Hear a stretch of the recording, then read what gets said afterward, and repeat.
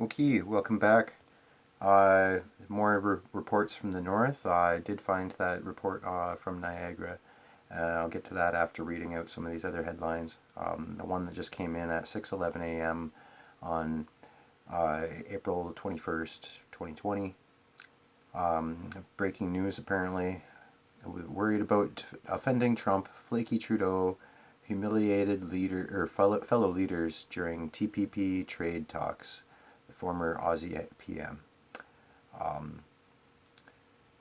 In Canadian business, this is from Financial Post. The China Q1 non-financial ODI falls 3.9%. That's in U.S. dollars.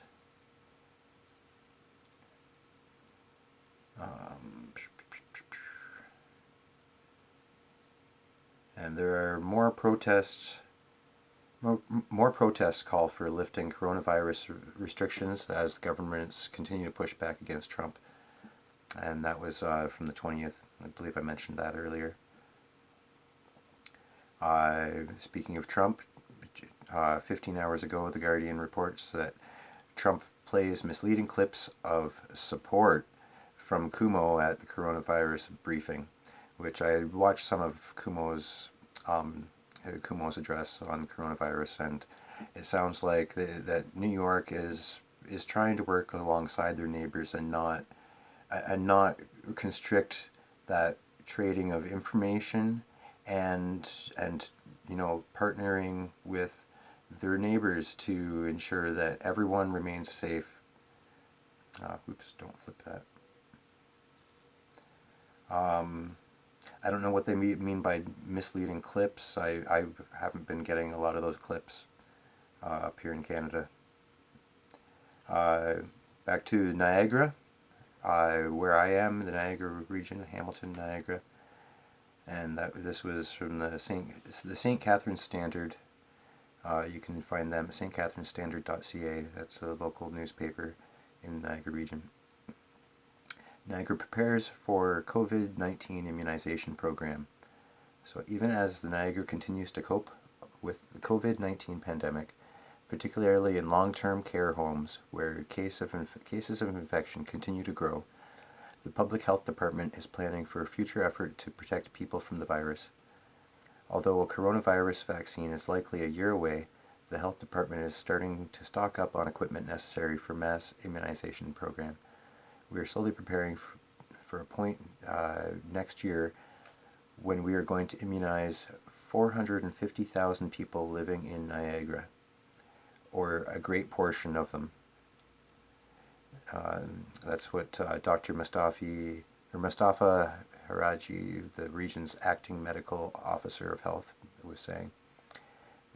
Also says, we know when the time comes, there will be a tremendous global demand for needles and syringes, just as there is currently a demand for testing materials. So we are working on stocking up so that we will be ready. The health department is what Haraji called the skeleton of an immunization plan in place. Prior to the arrival of COVID-19, it was working on how to enact a vaccine program in the event of a flu or H1N1 pandemic, similar to what is happening now. That plan is being updated so that the health department is ready to launch once a vaccine becomes publicly available. A vaccine is the best way to end the threat of COVID-19, which he also said is going to be with us now, forever and ever. It is not going to go away.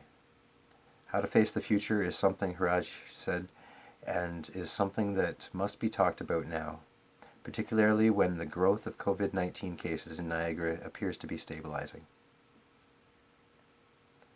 It's a question of what triggers an easing of restrictions and what kind of risks we, as a society, are willing to take, and that is something I think we need to start talking about now, he says.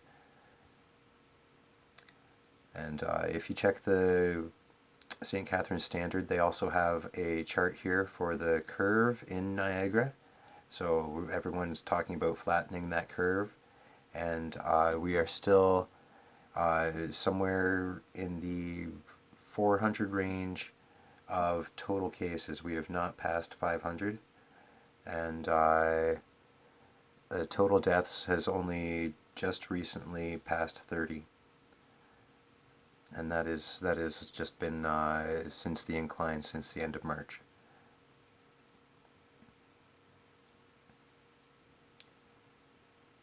Resolved cases has gotten up to nearly 150. So of the nearly 400, that's oh pardon, the roughly 200 active cases, the 150 mark is showing a good amount of control over the situation, regardless of how many we have lost to this.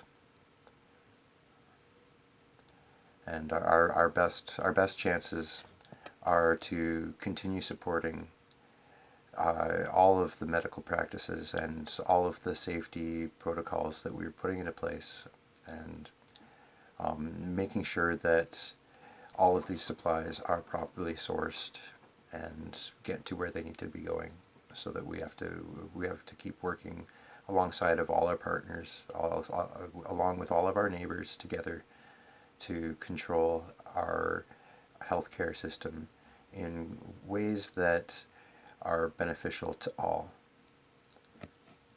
Thank you, and I'll be back with more reports as they come up.